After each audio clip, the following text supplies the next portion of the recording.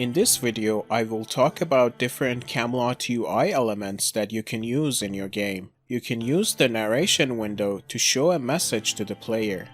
The narration window appears when you use the show narration command. If the player chooses to press the X button on the top right of the narration window, Camelot only responds with this message and does not close the narration window.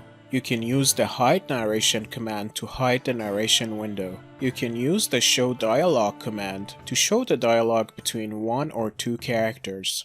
The dialog window includes a left and right character at the top and their dialogue text at the bottom. You can use the set left and set right commands to set the left and right portraits in the dialog window. If you use the set left or right command with a null argument, the left or right portraits disappear. You can use the set dialog command to set the text in the dialog window. In the set dialog command, you can specify different options for the player to interact with. To specify a dialog option, you must use brackets. Each dialog option comes with two properties, the key and the text for that dialog option. You must use single quotes to use special characters in your dialog option text.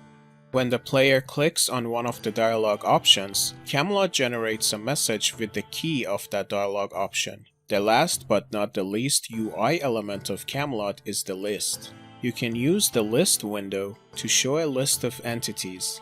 To show the list, you must specify who the owner of the list is. You can use the add to list command to add entities to the list, and use the remove from list command to remove entities from the list. Note that there is only one instance of the list window. It means that Camelot doesn't keep track of who the list belongs to and shows all the entities that have been added to the list using the add to list command.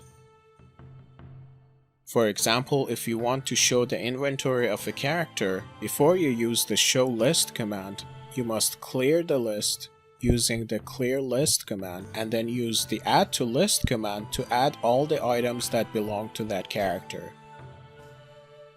The list window also shows the radial menu for all the interactions that are enabled for that entity in the list. If the player clicks on one of the entities in the list, Camelot generates the message for its default interaction. Note that pressing the X button on the top right of the list window does not close the list, but only generates this message. You can use the hide list command to hide the list.